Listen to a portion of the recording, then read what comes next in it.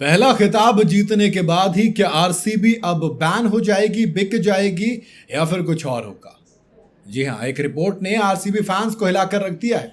IPL 2025 के final में royal Challengers Bangalore ने पंजाब को हराकर 18 साल के इंतजार को खत्म कर पहली बार खिताब पर कब्जा किया। लेकिन इसके साथ ही आरसीबी और फैंस जिनका 18 साल का सूखा चल रहा था, उस खुशी में खलल डालने के लिए एक रिपोर्ट सामने आई है जिसके मुताबिक रॉयल चैलेंजर्स बैंगलोर के मालिकाना हक में बड़ा बदलाव हो सकता है या फिर इस टीम पर बैन लग सकता है। दोनों ही मामले में फैंस को तो निराशा ही हाथ लगेगी। ब्लूमबर्ग की रिपोर्ट के मुताबिक मौजूदा मालिक ब्रिटिश स्पिरिट्स की दिग्गज कंपनी डियाजियो पीएलसी फ्रेंचाइजी में अपनी पूरी या फिर एक पर्टिकुलर हिस्सेदारी बेचने की बात कर रही है। हालांकि अभी तक डियाजियो की तरफ से कोई भी आखिरी फैसला नहीं लिया गया है।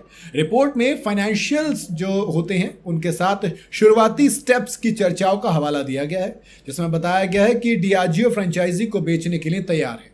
हालांकि अभी तक कोई भी आखिरी फैसला नहीं लिया गया, लेकिन ये जो बातचीत है उस वक्त पर हुई है जब आरसीबी आखिरकार खिताब जीत पाई है। हालांकि जीतने के साथ ही उसकी जो ब्रांड वैल्यू बहुत ज़्यादा बढ़ गई है।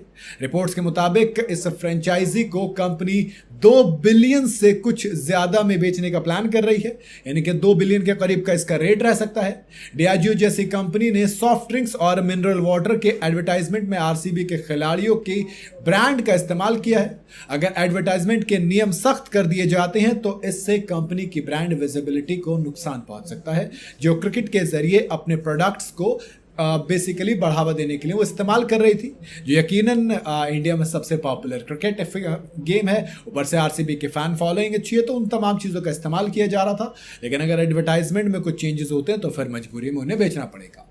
रिपोर्ट के मुताबिक सेंट्रल जो हेल्थ मिनिस्टर है, आईपीएल के दौरान तंबाकू और शराब के जो एडवर्टाइजमेंट है उस पर बैन लगाने की बात कर रही है।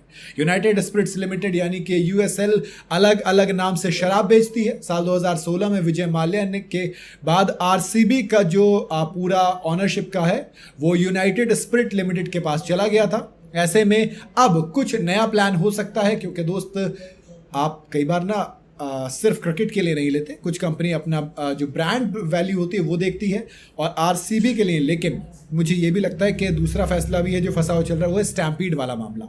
अगर स्टैम्पीड वाले मामले में जो मीडिया रिपोर्ट्स चल रही हैं उसके मुताबिक अगर आरसीबी दोषी पाई जाती है तो उस पर बैन लग सकता है। ये बैन कितने वक्त का होगा इसके बारे में अभी कोई रिपोर्ट नहीं चल रही है। माने एक साथ आरसीबी के लिए 2-2 झटके लग सकते हैं। एक तो मालिकाना हक, चलो मालिकाना हक बदलने से इतना कुछ फर्क नहीं पड़ेगा, थोड़ा बहुत पड़ा तो वो ब्रांड पे या फिर कुछ और चीज़ों पर पड़ेगा, बट खिलाड़ियों पे कोई फर्क नहीं पड़ेगा। लेकिन अगर बैन होती है तो दोस्त बहुत कुछ फर्क पड़ेगा। चैंपियन बनने के बाद ही अगले सीजन में अगर आप बैन झेलोगे तो वो अच्छा नहीं होगा। बाकी आपको क्या लगता है इस फैसले में, कितनी सही कितना गलत, कमेंट में जरूर बताइएगा। वीडियो अगर आपको पसंद आई हो तो इसे लाइक और शेयर जरूर करें और जाते जाते चैनल को फॉलो और सब्सक्राइब जरूर करते जाइएगा।